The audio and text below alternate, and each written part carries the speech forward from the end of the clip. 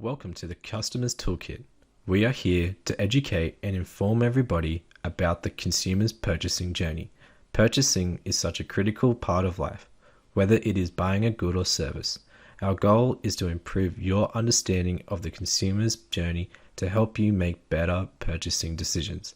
In this video and many more, we will be going through the consumption processes and breaking it down, its theories and models a normal consumer or buyer would be going through when buying a product or service, as well as looking at new and old methods used by marketers and businesses, as well as summarizing and assessing them in some specific industries like gaming, tech, retail, etc. But before we start, consumers can make decisions only when there is more than one choice, and at times consumers are left with no choice. This is typically referred to as Hobson's choice. This occurs, for example, in medication or very last-minute decisions where options are limited or there are none. Generally, the consumption process has 5 steps, and these are: Step 1, the pre-purchase step. Within this step, the consumer will acquire a need and/or a motivation towards being in a desired state.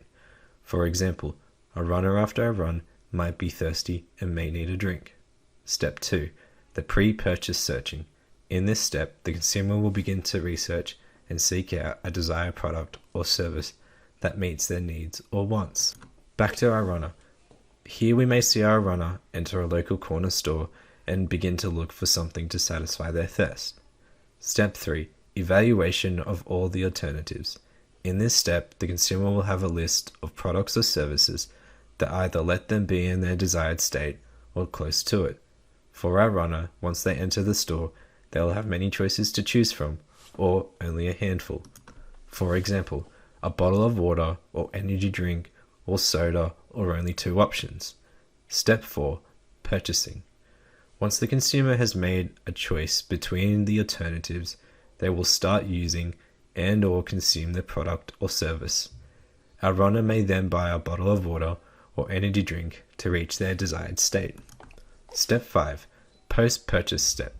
Here, in the last step, the consumer will then be in their desired state, after they have used or consumed their purchase, or not be in their desired state, and will either go back through the process again, or become upset if their purchase was more or less than what they expected. Here, our runner is happy with a bottle of water and has reached their desired state. Although there are some that will use just 3 steps of this process. For example, consumers become aware of a need or motivation like step 1. Search and then evaluation of the good is done in the same stage. And last of all, the purchase of the product or service. Now, the only problem I have with the 3 steps approach is that the 5-step model includes the post-purchase stage as separate. The post-purchase step is becoming more and more used in how businesses and organizations maintain a relationship with their consumers by improving their product, like having special points or promotions, which may all lead to a key competitive edge for these businesses. For example, at times buying a car or a huge product like a house, the seller may ring up a month later asking if you are happy with your purchase and how they can improve their relationship with you via surveys or so. Also, how companies like streaming services have different levels of subscription plans, with benefits going to more expensive plans.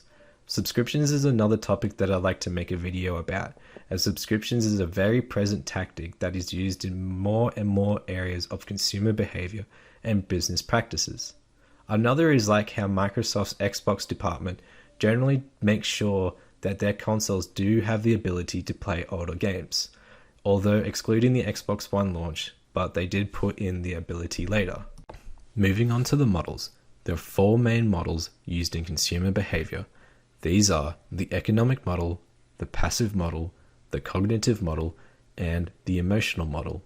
The economic model. This model views the consumer as an economic person who makes rational choices. They would also be aware of all the alternatives, being able to rank them from best to worst and choose the best one from them. The issues surrounding this model is that not all people have perfect information about the products, or they may also lack the skills or reflexes for the purchase. So an example may be that when you're buying a car or house, you in this model would know all the benefits and disadvantages about said things, are able to list the best to worst, and then pick your favorite.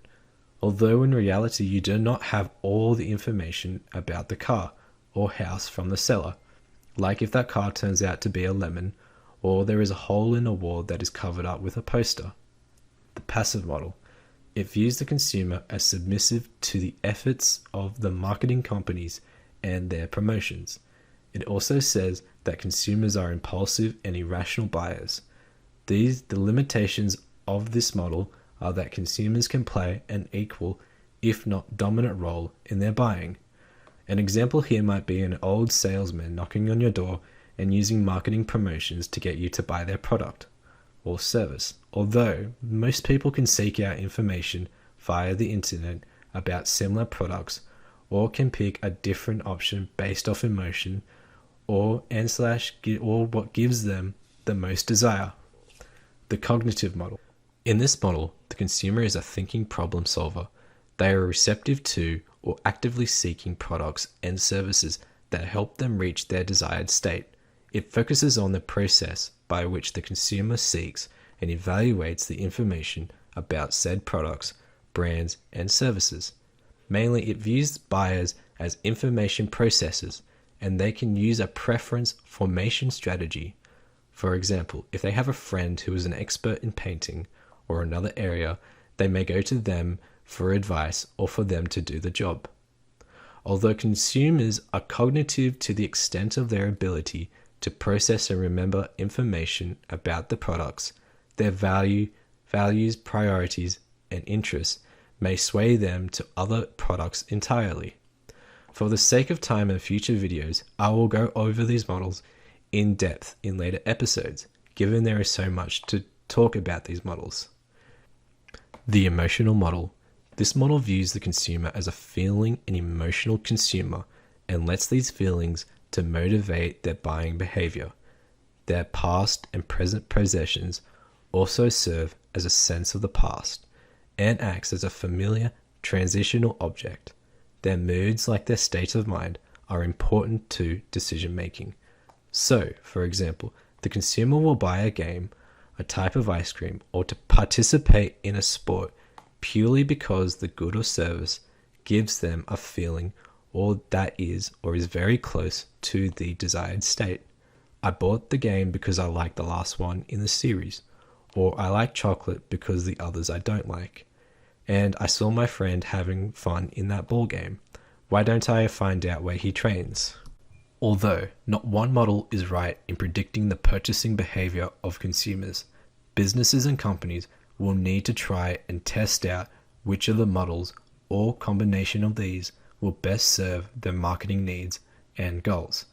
The models we chose for my university unit were the economic model and cognitive with a dash of the emotional model. As I said, businesses big and small will need to try and find out which of these will work for them. In addition, there is also the business-to-business consumption process, although I will visit this again in a later video, as business-to-business involves many people dealing with more quantity of goods or services, communications and decisions between many people and vendors, as well as maybe only buying from one supplier or contractor, like a small to medium enterprise, to make a similar product. My final thoughts. In this video, I wanted to show what the consumption process is and its models surrounding consumer behavior. In coming videos, I want to show how businesses use these models and take steps to create an advantage towards their given market. Consumer behavior is very important for everyone to at least be aware of its processes of consumption, as to help them make better buying decisions, as well as be aware of the models/techniques that companies will use to sell their goods and create a relationship. In coming videos, I hope to dive deeper into the steps, stages, and models of the processes, as well as videos surrounding consumer behavior topics, influences, laws, etc. Like, for example, who, what, where, why, when, and how each of the models came about, and what we can learn from them to better our buying decisions. I'm really interested in your thoughts and ideas, so please leave a comment below to get the conversation started.